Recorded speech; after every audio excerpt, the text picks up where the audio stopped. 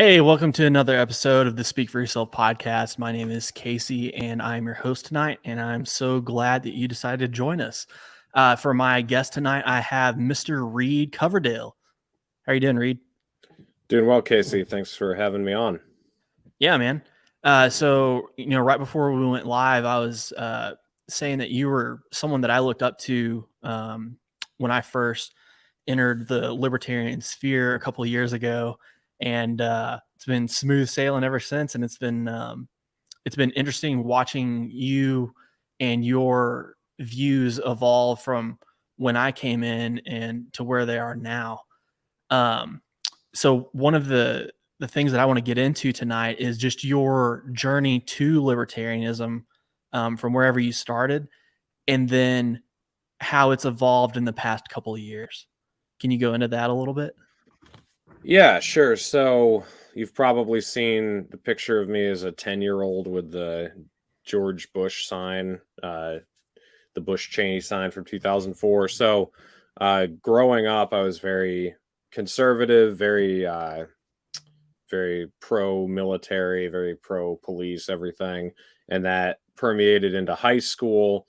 And then when I graduated high school and I started working, I started having run-ins with police occasionally, and not through any mischief. It was through work, because I got my CDL and I had to go through way stations and stuff. And I was just dealing with asshole cops all the time. And so I think the first area I started really doubting my conservative past was the police. That was one of the first things that I that started to change. And then the other thing, I'd never been like really pro OSHA or anything, but I just realized what a disaster the regulatory state was in general, and how by trying to basically legislate accidents away, what they really were doing was legislating common sense away. So you'd have to wear a harness when you're 4 feet off the ground. I mean, what good is a harness going to do you 4 feet off the ground? So eventually I started thinking, okay, if if it's such a mess at this level, why would it be any better at a higher level? Why would the CIA or the FBI or the military or the people running the economy, or why would any of it be any more cohesive than this is? And in so I graduated high school in 2012. In like 2014, I started looking into Rand Paul, and I was impressed with a lot of things he said, specifically surrounding foreign policy, a lot of stuff about the war in Syria that was going on, and saying we shouldn't be Rand or arming Ron? these. Rand. Rand. Okay. Yeah. And I really, and I had kind of paid attention to Ron Paul in 2012, but I actually didn't turn 18 until May of 2012, so I didn't get to vote for him in the New Hampshire primary anyway. And I didn't look into it enough. I just kind of liked him because I thought, oh, this guy says what he thinks, and he's right that these other Republicans don't actually want to cut any spending. But Rand Paul was when I really started kind of internalizing the broader message of libertarianism. And so I didn't campaign for him or anything, but I was a big supporter of his through 2015. And then obviously he didn't make it very far in the election. He dropped out in February, I think, of 2016. So that all, or it might have even been January. It was right after the Iowa caucus. He dropped out. So I voted for Gary Johnson in November of 2016, but I thought he was a bit of a joke. And not even just the Aleppo thing, because honestly, even though I was interested in the war in Syria, I didn't even know what Aleppo was when that whole thing happened. Like I had to what is oh, okay, Aleppo, Syria, yeah, whatever. But he didn't seem to be very well informed or very serious about anything. Um and I thought that kind of the whole libertarian party. So even though I voted for him, I never joined the party. And then I was pretty apolitical until 2019 when Tulsi Gabbard ran for president. And she was really speaking about how these endless wars are destroying our country. And she talked a lot about civil liberties and several issues I really agreed with her on. So I actually worked on her campaign. I met her in New Hampshire and campaigned for her for several months until the New Hampshire primary. And then she ended up endorsing Joe Biden, and Trump had just been awful, in 2019 and early 2020. And then how he started handling COVID, signing all the spending bills. I was like, man, I I don't have a horse in this race anymore. So I guess I'll just get involved with the Libertarian Party. So it was in early 2020. I joined the Libertarian Party of Utah. That's where I was living at the time. And I also started my podcast in, I think it was in May of 2020. And then things kind of took off from there. And here we are. Awesome. And, when I think of like a meteoric rise, the first person that comes to mind is Clint, but you also kind of had that same rise with the Naturalist Capitalist. Yeah, it was kind of weird, honestly, because I mean, I've honestly read like 3 Rothbard books and just listened to a lot of Peter Schiff podcasts and just know some stuff. I remember in early 2020, I was thinking about starting a podcast, and I thought, I don't know enough to do a podcast. But then I would listen to someone like Kyle Kulinski talk, and I was like, man, like maybe I should just start a podcast because these guys are fucking retarded. So I did. And the other thing you asked in the first question I failed to answer was how did I change from 2020 to now, or like since becoming a libertarian, what has changed about me? And when I first got into this sphere, I was really professional and really, you know, I don't know what the right word is. Just I thought like if we present these ideas in a really reasonable and sophisticated and professional way, people will understand where we're coming from. And You think it was like bright-eyed and bushy-tailed sort of thing? yeah, and then after it was really after the COVID spending of 2020 was all passed, especially the second huge stimulus bill in December, and then January 6th happening and everything going insane. I was just like, what? I don't really think that most people want to believe any of this stuff, or most people are going to listen to this stuff, or most people are going to be logically convinced of any of this. And that became increasingly obvious throughout 2021 and then 2022, especially with the midterm elections, seeing how the Democrats won almost everything that they had. The Republicans got a little bit, but the Democrats kept most of their seats. Even, like Gretchen Whitmer got reelected after what an awful dictator she was. And Unbelievable. it's just become extremely obvious to me over the last few years that most people are never going to be libertarians. And this idea that we just need to articulate our positions in the right way and then they'll come flocking to us, it's just bullshit. It's not true. I mean, the idea of libertarianism is not popular. It's the idea that you are responsible for taking care of yourself, and people don't want to hear that. And they want to either have somebody doing everything for them, or they want to be in control of what everybody else is doing. Those are the two most common types of people you're going to run into. The type of person who just wants to be left alone to himself and just control his own life, like that's a small minority of the public. And I think I came to realize that over the last few years. And my philosophy hasn't actually changed much in the last few years. I still believe almost everything I did 3 years ago. There's been a couple things that I've probably changed on a little bit, but just my approach has become drastically different because I don't think that there's going to be a libertarian awakening and that people are, going to come flocking to us. I think our ideas are very unpopular. And most people want to be ruled or to rule over others. And we need to start coming to grips with that. Yeah, something that you said on Kyle's show in Health and Liberty, I think it was a couple of weeks ago, I found very interesting. And speaking of Kyle, Oh, there he is. He's a faggot. No, I'm just kidding. He's great. I actually donned the flannel in honor of tonight Oh, there you go. when I usually just wear, a t-shirt. That's awesome.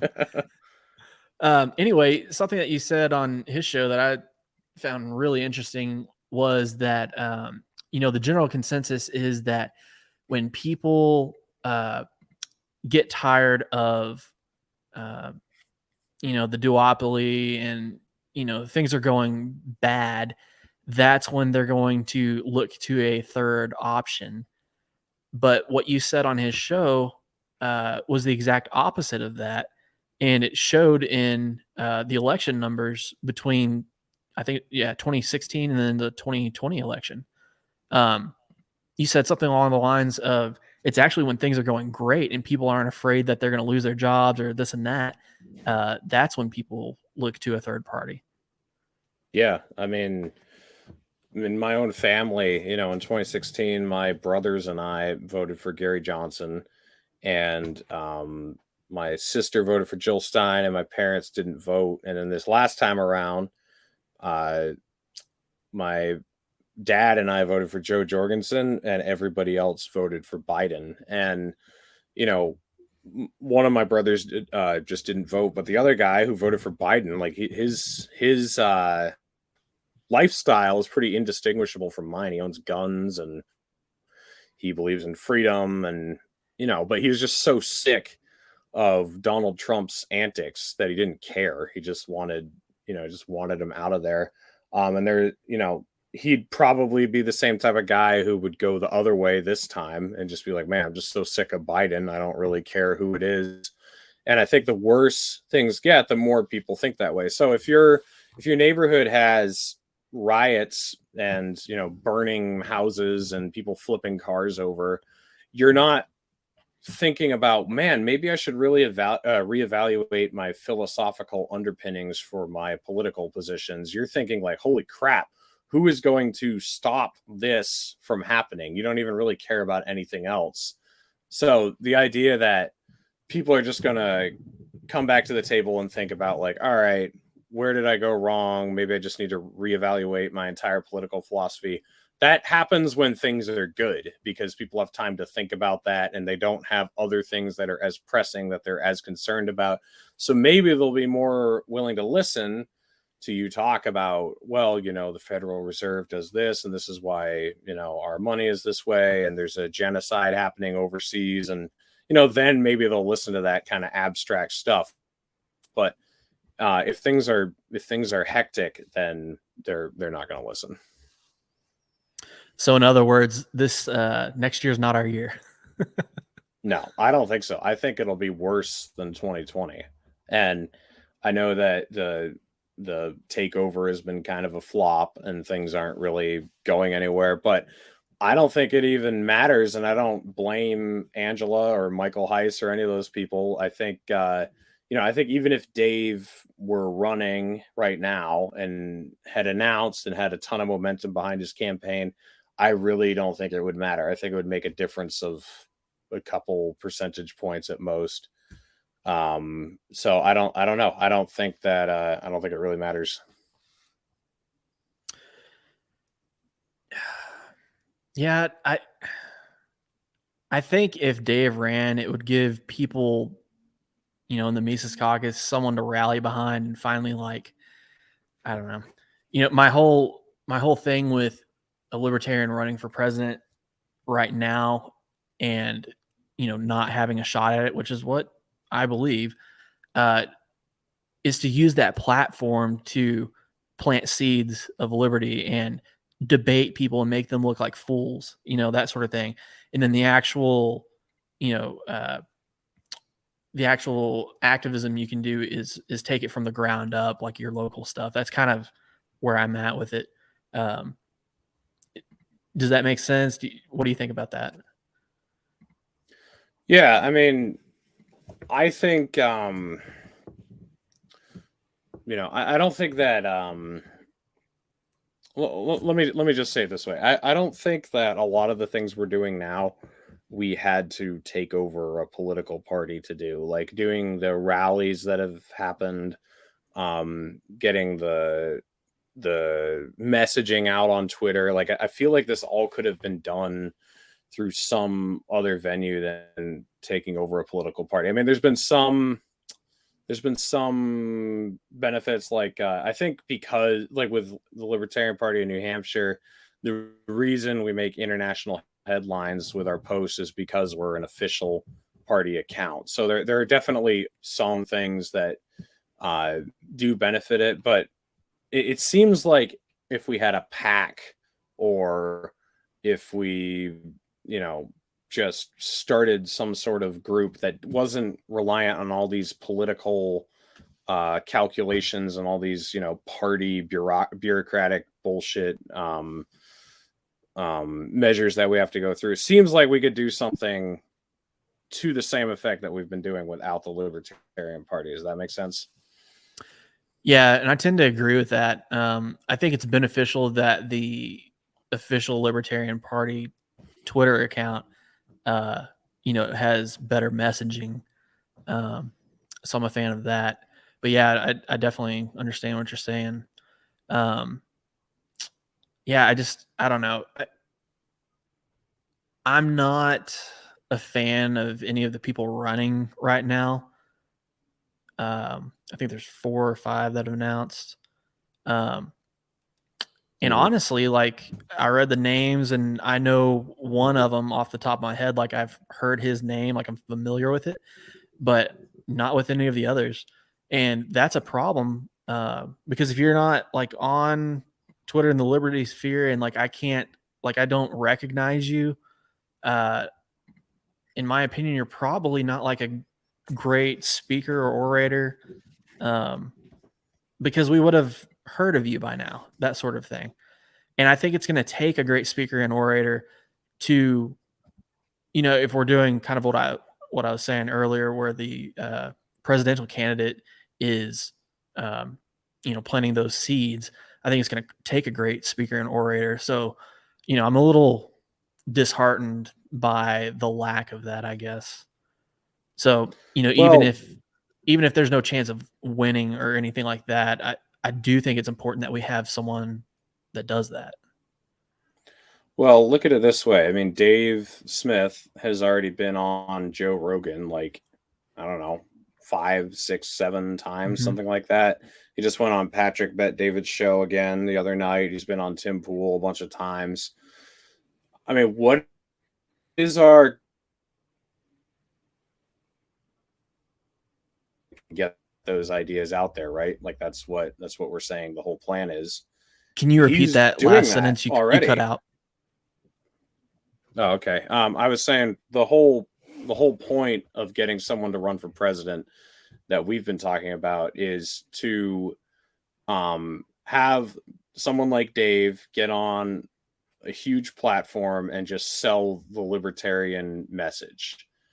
But he's been doing that for a while now. Like, he's been on with what's his name, with Glenn Beck. He's been on, Fox News a bunch of times. He's been on Rogan 6 or 7 times. He's been on Tim Pool. He's been on Patrick Bet David. He's been on Megyn Kelly. Like, he's been everywhere.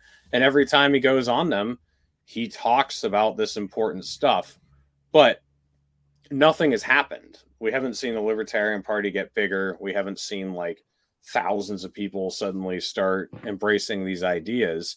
So I think we've kind of been lying to ourselves that if there's a big campaign that happened and we had someone like that we could suddenly get all this momentum. Because with Ron Paul in 2007, with the Giuliani moment, podcasting and YouTube and all those things were not what they are today. I mean, it was TV was the big audience you could get. So having a debate moment like that was huge. What was that? That was 2007 was 16 years ago now. But now things are different. Like, to get those messages out, you just need Twitter or YouTube or to go on a podcast. And Dave does that all the time. And not just Dave, tons of people do that all the time. Tons of people from the Libertarian Party are on all these shows all over the place all the time.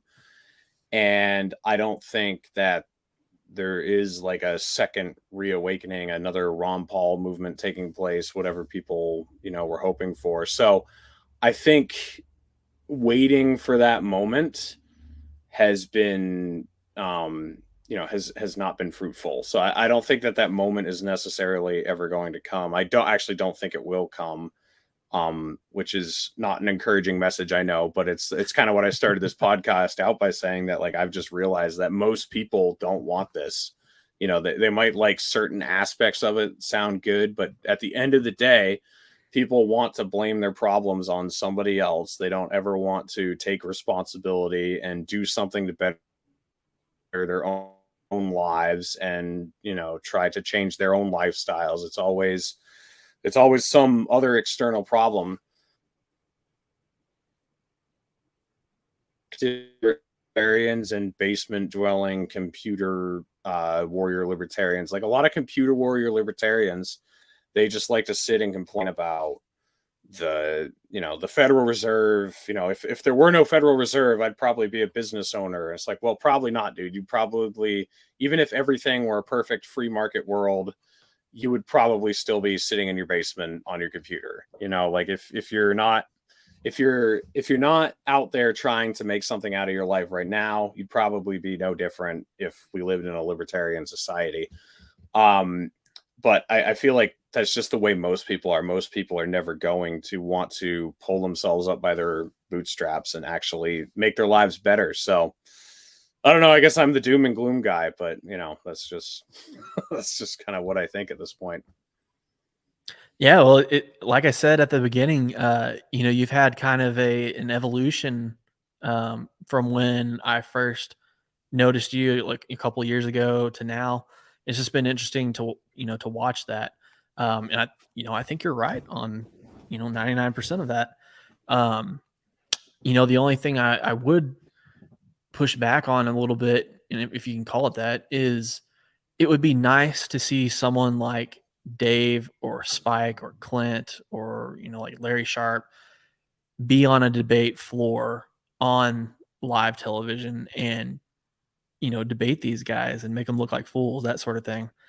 But as far as everything else, you really don't need that platform, to get the message across, that sort of thing. Dave's been doing a great job, going on Rogan and Timcast, and same thing with, someone like Clint or Spike. I know that he hasn't been on Rogan, but yeah. So I want to transition a little bit. You've had some interesting jobs, and you might be one of the hardest working guys that I've ever seen. So, I want to commend you on that. And Thank you. You might not think it's anything because it's normal to you, but from an outside perspective, it does go noticed, So when I first noticed you were a trucker. So how did you get into that, and how long did you do it? You said you moved from New Hampshire to Utah, back to New Hampshire, that sort of thing. And then you have a new job. So can you talk a little bit about all those things? Sure. So this new job I have is actually a job I've had 4 other times, but I've never gotten laid off, and I've never gotten fired, and I've left every single job I've worked with a positive rapport with my boss, and I've always given plenty of notice that I was going to leave. But I've liked to jump around a little bit. I've liked to do different things. I've lived in different places. So 10 years ago in 2013, I graduated high school in 2012, and I worked at a lumber yard, and I got my tractor trailer license when I was at the lumber yard so that I could work for my uncle working on power lines. My uncle owned, now my cousin owns it. It's where I work now, but my uncle owned a utility company that was a contractor for the utilities in New Hampshire. So the electric utilities that have the power lines, there's 3 major utilities in New Hampshire, and they hire out contractors to do the stuff that they're basically not capable of doing. So off-road jobs or storm repair or big, giant pole setting, like all this stuff that they just don't have the equipment for, they hire them out. So after I got my tractor trailer license, I went and started working for my uncle, and I worked for him for about a year and a half. And so then when I was 20, I moved out to Arizona and lived there for about 4 months. Home, and for about a year, I just traveled around the country with my brother, who was still in high school. But when he got out for summer vacation, we went to 33 states together, all around the country, Oh, wow. in my Toyota pickup truck. And then after summer vacation was over, I brought him back to New Hampshire and he went back to school. And then I moved out to Colorado, and I lived in Colorado for about 6 months. So I was 21 at this time, and I worked in Denver, roofing industrial buildings with a bunch of Mexicans for about 6 months, and then skiing in the mountains on the weekends. And then That's not a bad life right there. it was fun, man. And then the following summer, my other brother flew out west and met up with me, and we went to the rest of the states. I went to Hawaii and Alaska and made it to all 50 states. And then I moved back to New Hampshire. This was 2016. So in October 2016, I went back to working for my uncle again until the end of 2019. And then in 2020, I moved out to Utah to do heavy haul truck driving because I just wanted to try it, because I've always, ever since I got my tractor trailer license, I've liked driving trucks, but obviously working on power lines, I did a lot more than just moving equipment. I was, I was setting poles, running wire, pulling underground, like all sorts of different stuff. So I wanted to just do the trucking. And so I lived out in Utah for 2 years and moved a bunch of big mining equipment and construction stuff. And then in 2022, I moved back to New Hampshire and started working for now my cousin, because my uncle is retired. And so, yeah, I'm back here again. So I've done a little bit of everything. The home repair, I did a lot of plumbing and a lot of toilet replacement. I can replace a toilet really quickly now. And then on the side, I've done mechanic stuff. Like I've replaced the engine in my pickup truck. I've just tried to like learn how to do as many things as I can. I've never been to college or taken any courses that I had to pay for. Everything that I've learned how to do, I've gotten paid to learn how to do, or done for free without having to pay for it. So I think a lot of young people should try to do that. I mean, people will spend thousands of dollars on a degree that they don't know that they'll even be able to get a job for, when there are people who will hire you and pay you to become an electrician or pay you to become a plumber, as long as you sign like a 2-year contract or something. So there's lots of opportunities to become skilled and get paid to become skilled, instead of just paying thousands of dollars and then just hoping for the best. Yeah, and there's something to be said about living without that type of debt. Um, just getting into some kind of field where like you said, they'll pay you to apprentice or internship, and you learn a skill, and then you're set up for however long you want to do that job, as opposed to building up and racking up thousands of dollars in debt, that sort of thing. Um, yeah, I'd say there's a huge advantage in that. And I think in the past maybe 5 or 10 years, that notion has probably gained a little more momentum than it used to, as opposed to the regular, like, go to college, get a degree type of career path. Yeah, I think it has. I do think that some of it is actually overvalued. Like the amount of money you can make being a plumber right now is just ridiculous, or being being a lineman. I mean, it's just crazy how much money you can make. it hasn't always been that way. I mean, in the past, you did make more money if you went to college, but things have changed now. And what it is because so many people went to college and so many people were told, you know, you're never going to be successful if you work with your hands, that fewer and fewer and fewer people started going into these fields.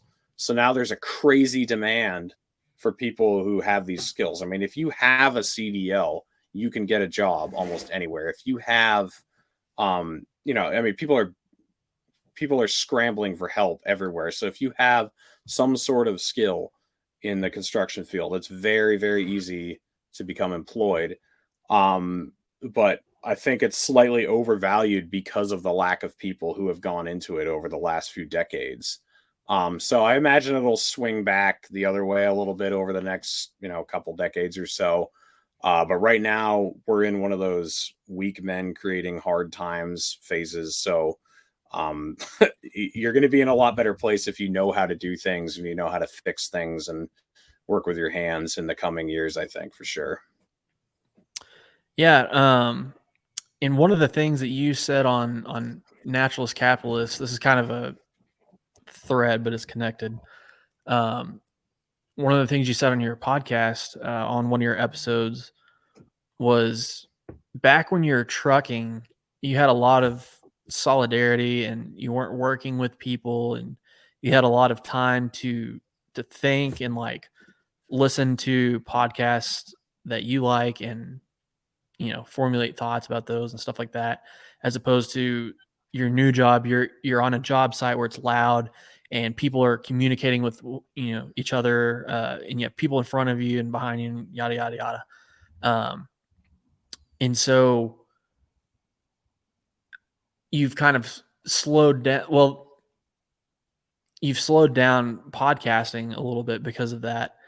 And then you also mentioned that you've said, you know, a lot of what you wanted to say already, that sort of thing.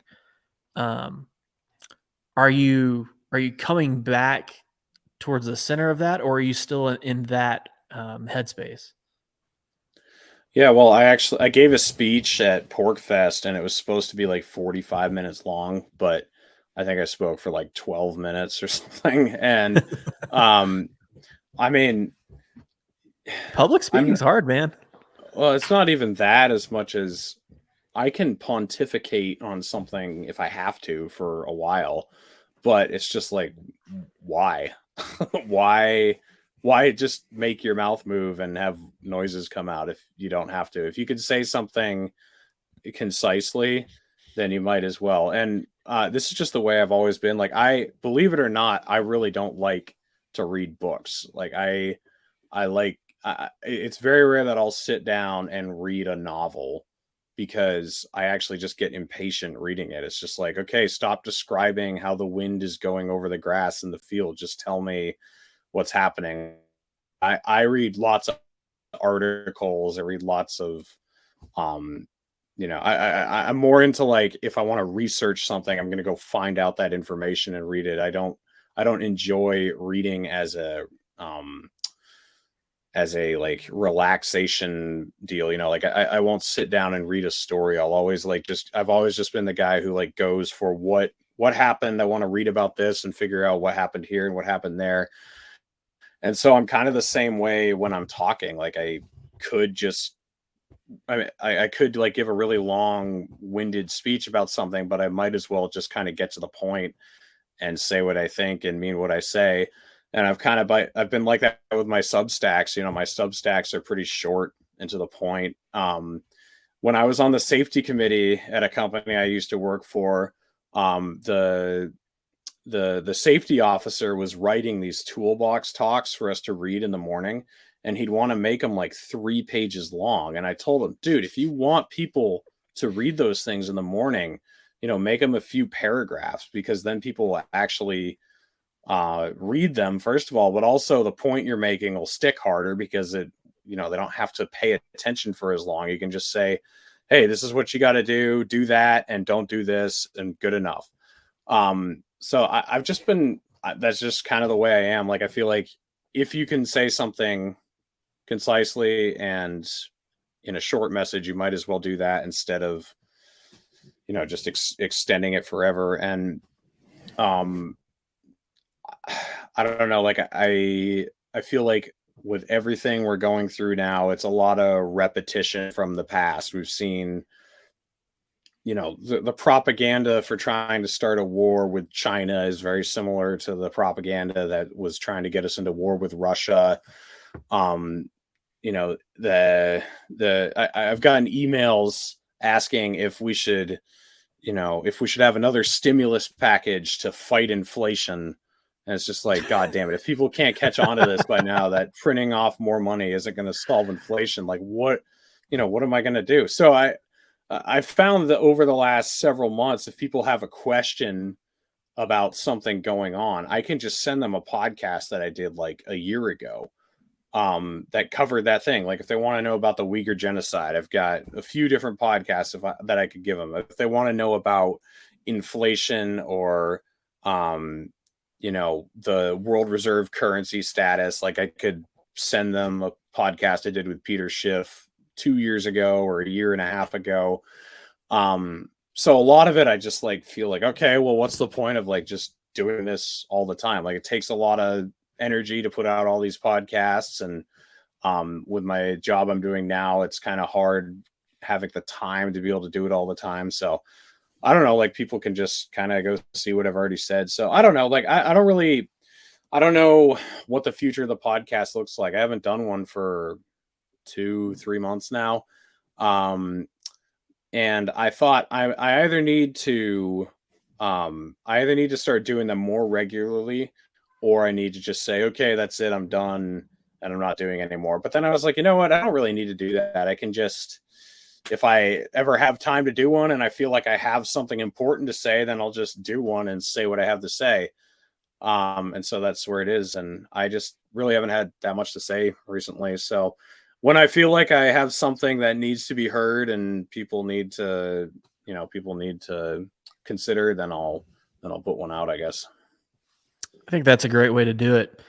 I haven't been doing this that long or as long as you, but, um, in the beginning, I was stressing about putting out one a week was kind of my goal. And I was stressing about, having a guest on once a week and like what would happen if I couldn't do that. And like, I don't particularly want to monologue an episode, that sort of thing.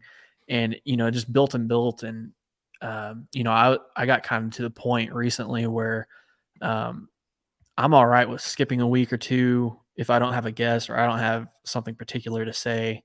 And I think that's okay. I, I'm doing this for fun and I'm Yeah. doing it to learn from, to learn from myself.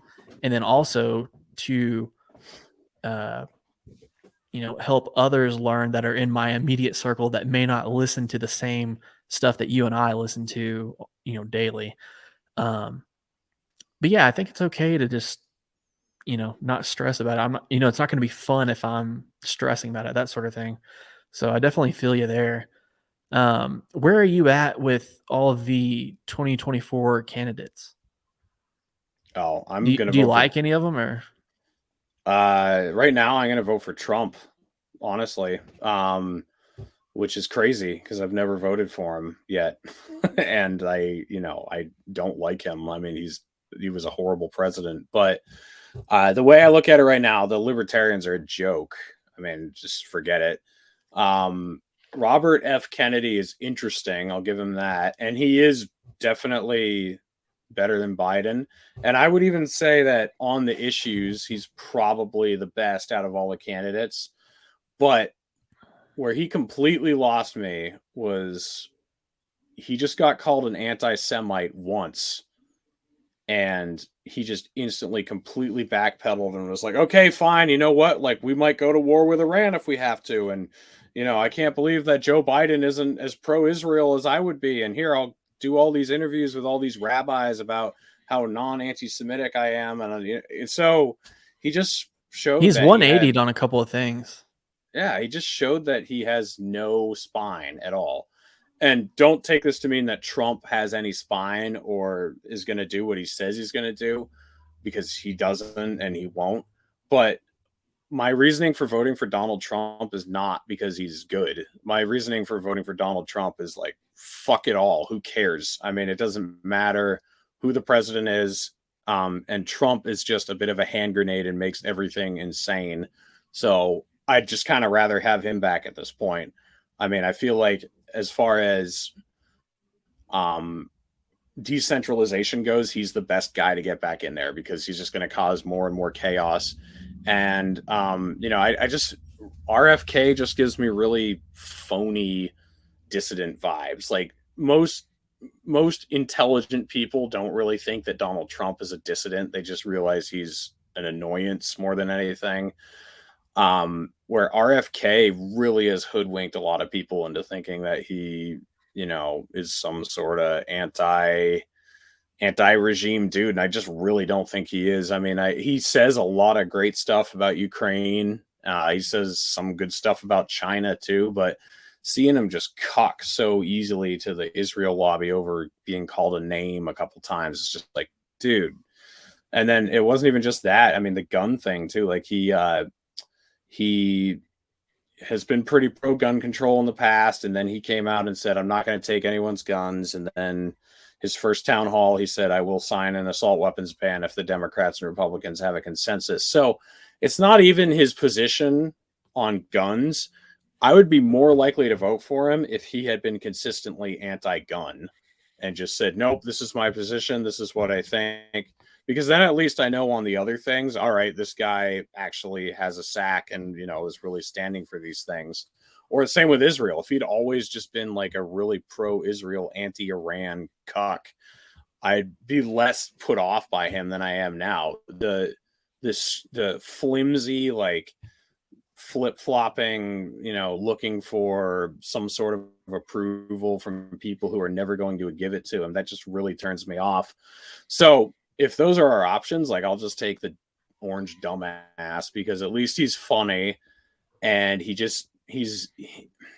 kind of exposes everybody. It's not like he is ever telling the truth really, unless it's by accident, but he just brings out the worst in everybody and they just become transparently awful and admitting things that they never would want to admit. And, I remember, when we were trying to pull out of Syria when he was still president and he was keeping troops there.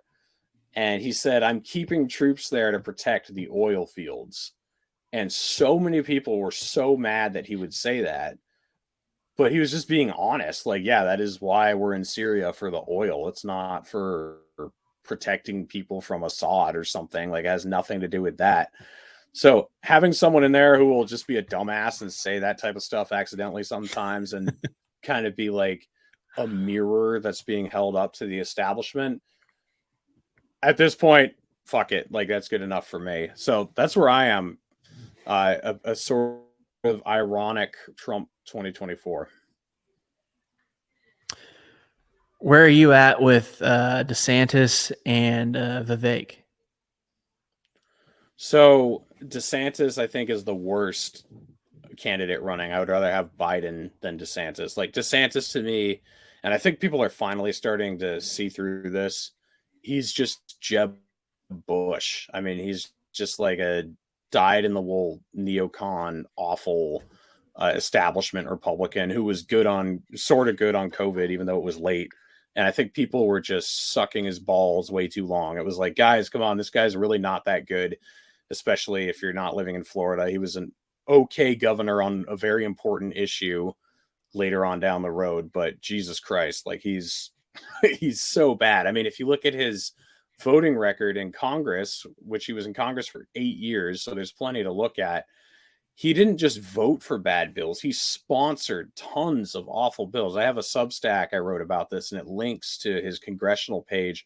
All these bills that he sponsored, like for sanctioning countries around the world, going after terrorist groups and trying to fight them around the world.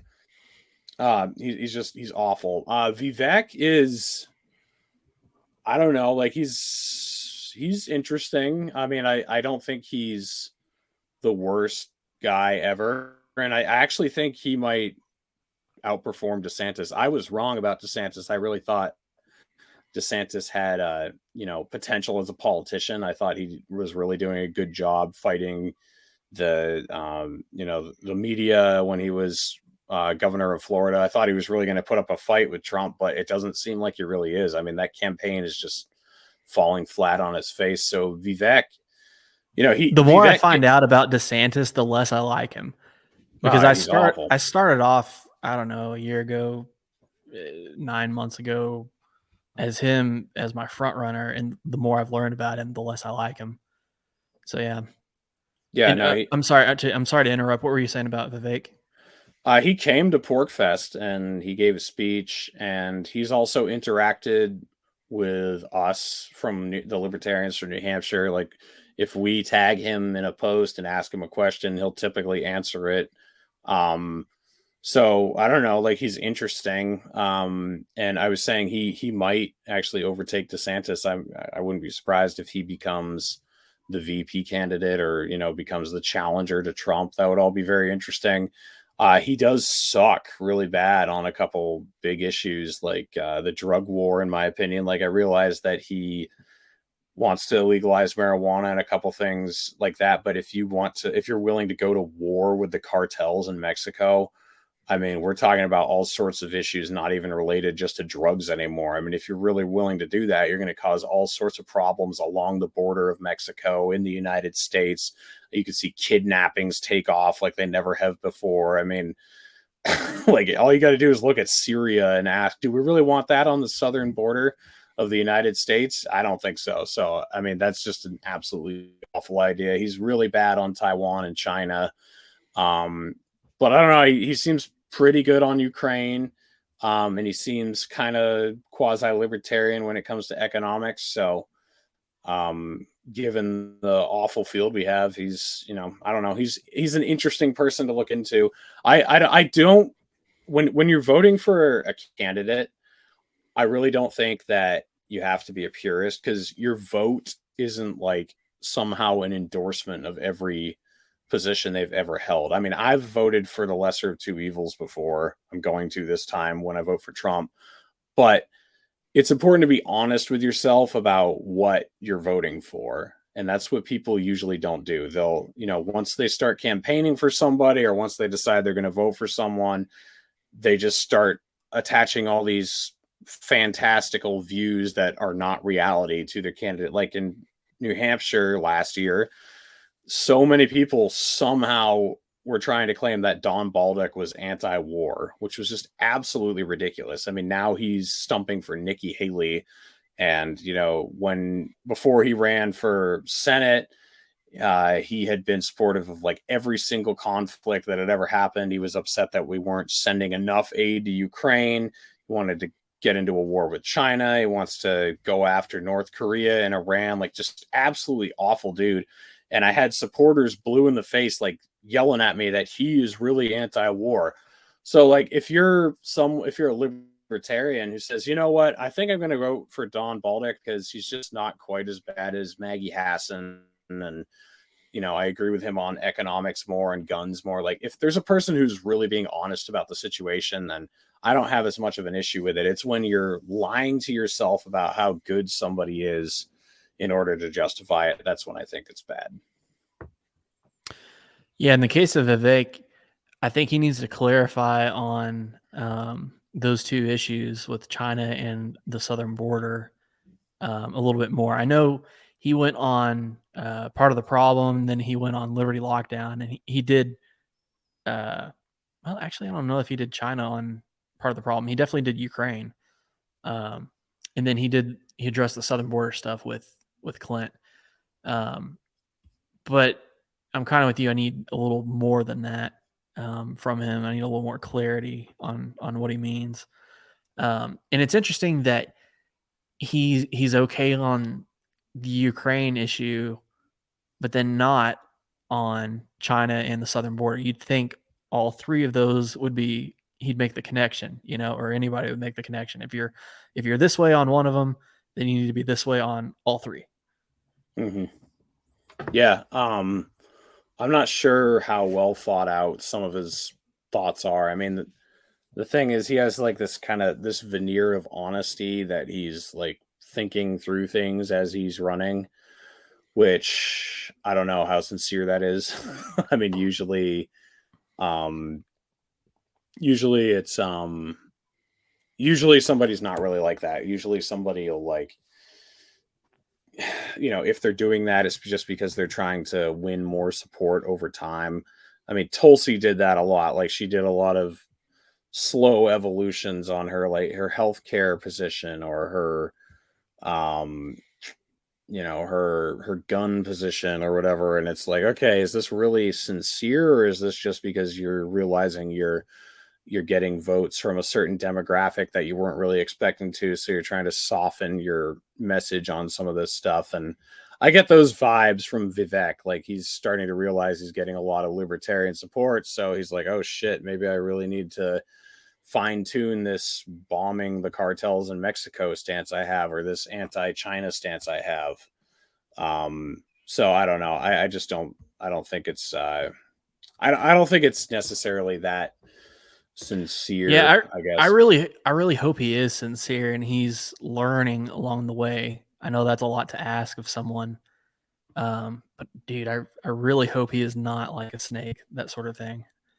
I don't think he is right now, but I'm definitely aware that that could be the situation, you know?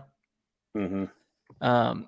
So I want to move a little bit to the most recent LPNH drama or controversy. So Sure. you guys responded to a tweet from Nina Turner, and her tweet was insulin should be free, medicine should be free. And your response, or Libertarian Party of New Hampshire's response, was Nina Turner picking crops should be free. And I think I want you to explain a little bit about that first. But just so you know where I'm at, I think it was perfectly edgy, and I'm on board with it. You know, I think the audience will understand kind of where you're coming from, and um, your desired end goal with these types of tweets if you explain it a little bit more.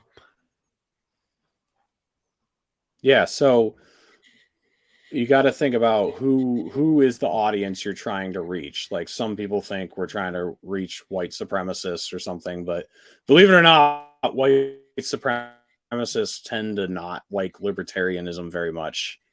I mean, like, they might like that, we don't support Israel or something, but that's about as far as the romance goes. And pretty quickly they're like, oh, you guys think gays should be allowed to get married? And so the romance falls apart pretty quickly. That type of tweet is designed to trigger certain people and show a transparent lack of understanding on Nina Turner's part to a different group of people. So to people like you, or to people like a lot of people who read that tweet, they saw the obvious statement that there's no difference between saying someone has to do this for free or someone has to do this for free. If you're compelled to provide a product or a service for free, then that is slavery. And so, of course, people took that to all sorts of different levels. People were saying that you guys said that making free insulin is exactly the same as being a slave in the antebellum South in the 1840s. And it's like, okay, if that's not what was said, it was an obvious edgy tweet that we wanted liberals to have that reaction to. But people who we are trying to message to, who are like really based libertarians who see through all the bullshit, they're going to see that and see that we're obviously saying that, no, this means that, you support slavery in essence.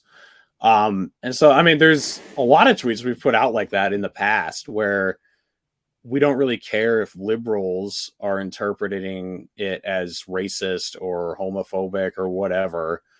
In fact, we kind of want liberals to interpret it that way, but the people who can see through that, we want them to interpret the obvious libertarian meaning behind the message. We do have a really interesting, we do have a lot of like alt-right people who follow the account, but we also have a lot of communists who follow the account because, we'll treat something about how China is not an enemy to the United States, and we'll get thousands of communist followers over it because they're like, yeah. So we're not trying. It's just like when we tweet something like that one that we tweeted the other day, we'll probably get a bunch of, neo-Nazi followers out of it. And it's not that they're going to be the type of people who want to join us, because just like the communists who followed us over the China tweet, they're going to see something else that we tweet and they're going to be like, wow, yeah, we're not really, we're not really with these people. So, I mean, if you scroll through LPNH's Twitter long enough, it's very obvious where we stand on every single issue. I mean, there's nothing unlibertarian about any of the stances we hold. But those edgy tweets, see, here's the thing is someone from LPNH could have tweeted that, they could have said just that, like, compelling someone to provide a service or a product for free is slavery, and might have gotten like a couple hundred likes or something.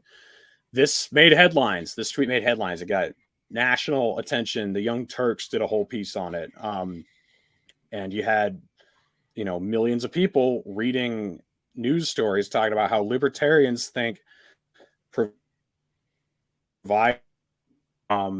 providing services for free is the same thing as slavery.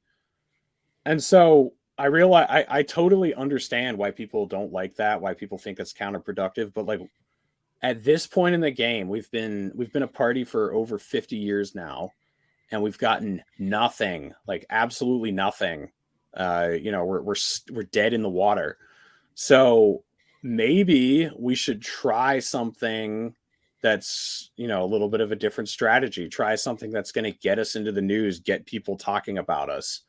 And I think a person who really exemplified this strategy was Donald Trump. Like Donald Trump got endless free news coverage when he ran for president. And it's because he would say dumb, retarded shit and people would talk about it for days. So if you can mix that recipe of saying like stupid, retarded shit and mix it with a little bit of composition and truth, with a little bit of exposition and truth, if you can like really get an idea out there along with a crazy tweet that you're going to put out, then you can really get people talking about your ideas. And the type of people that you actually give a shit about, the type of people who aren't going to, like think, oh, you're racist, or, oh, you're homophobic, or, oh, you're, a crazy conspiracy theorist, whatever. The type of people that you're actually trying to reach are going to see that, and they're going to be interested in what you have to say. And in New Hampshire, especially, we don't really believe in the national conversion strategy that a lot of the people in the Libertarian Party still believe. Like I laid out earlier in this episode, I don't think most people are ever going to be libertarian or ever going to want to be libertarian. So we really believe in messaging to people who already do share our values and saying, this is where you belong. You should move to New Hampshire. Libertarian concentration is the only way out of this. So that's our strategy. I would be lying if I said I didn't understand why people have issues with it. I mean, it's obvious. We're a bunch of edgelord trolls. So of course people are going to have issues with it. When people say, you don't see how this can be misinterpreted as racist. Like, of course I see how that tweet could be misinterpreted as racist. Of course. That's the point. That's the point. That's the point, to get that reaction out of certain people. Yeah. But to the people that I care about, like, I mean, Olivia Rondo, one of my good friends, she's a black woman, and she tweeted out in support of that. Another guy, I don't know his first name, but he has a Twitter, middlemaga.com, another black guy who loved the tweet. Like, was it Maj? No, it was not Maj. He was not a fan. But like I don't know. I don't really care if we're pissing off if we're pissing off identitarians. It doesn't matter to me, because I frankly want those people to be pissed off. Yeah, and I think the deal is, like you said earlier, you could have said the same thing a different way, and you might have had a couple hundred views. But now I don't even know how many views you have, but I'm sure it's hundreds of thousands, millions maybe. And I went back to try to find the original tweet, and I had to scroll for a very long time on LPNH to find the original one, right? Yeah. And that was what, a couple days ago. So this has been going on. You've had a continuous conversation about this with various people for days.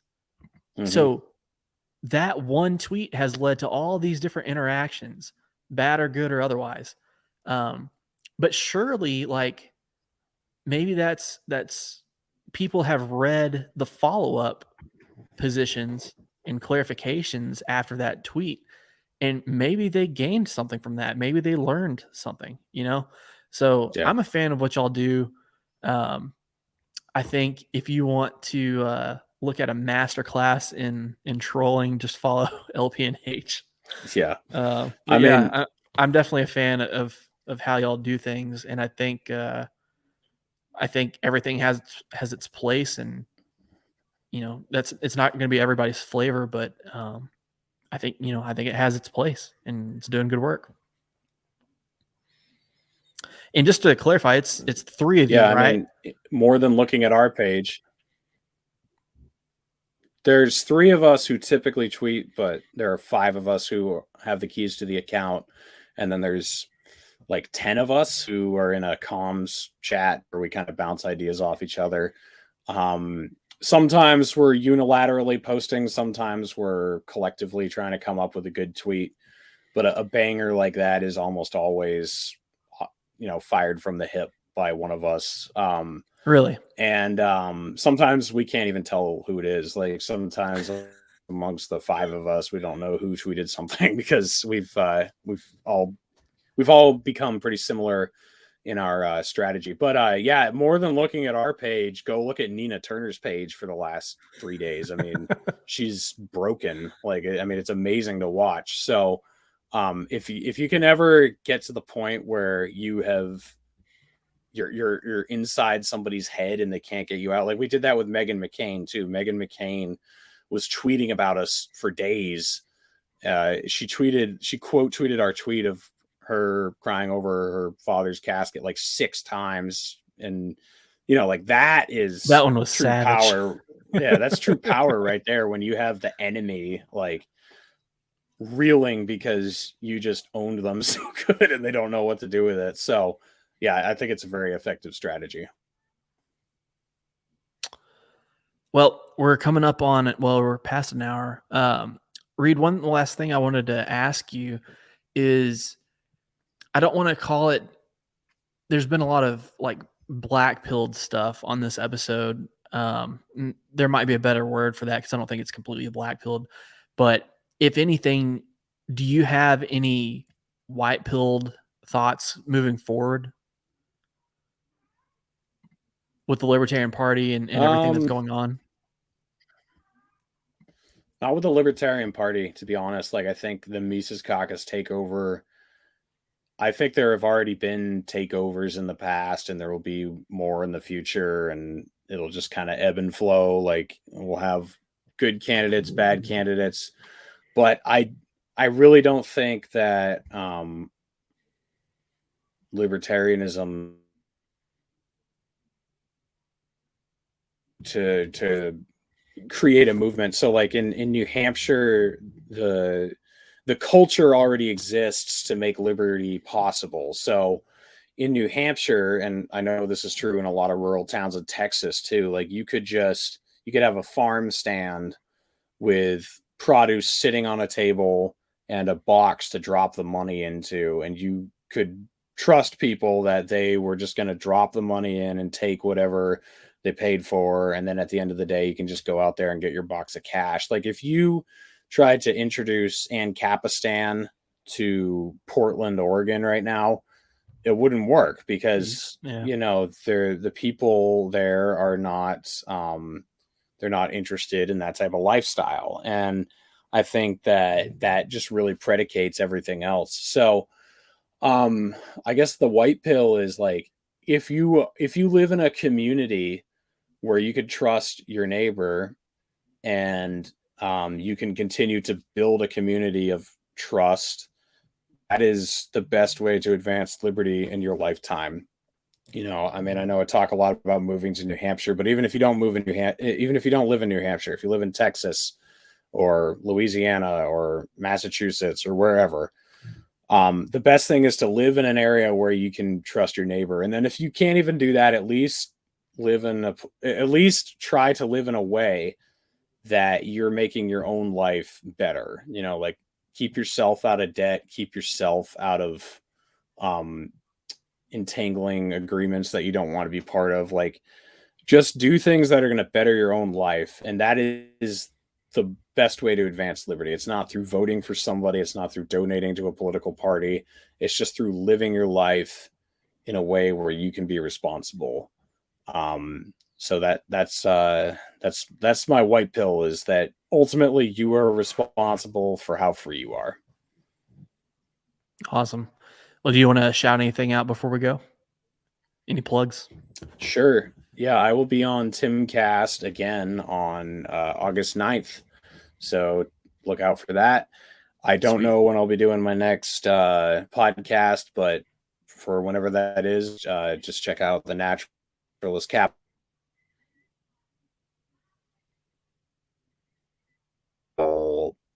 And I'm sorry, buddy. You cut out again. all the podcasting platforms. I just said, just check out the Naturalist Capitalist, and you can check out my next show whenever I put it out. Awesome. Well, hey guys, I appreciate you being here. Reed, I appreciate you being here, and I really enjoyed this conversation. Guys, if you will hit me with a like and a follow, that helps a lot. And we will see you next time. Thanks.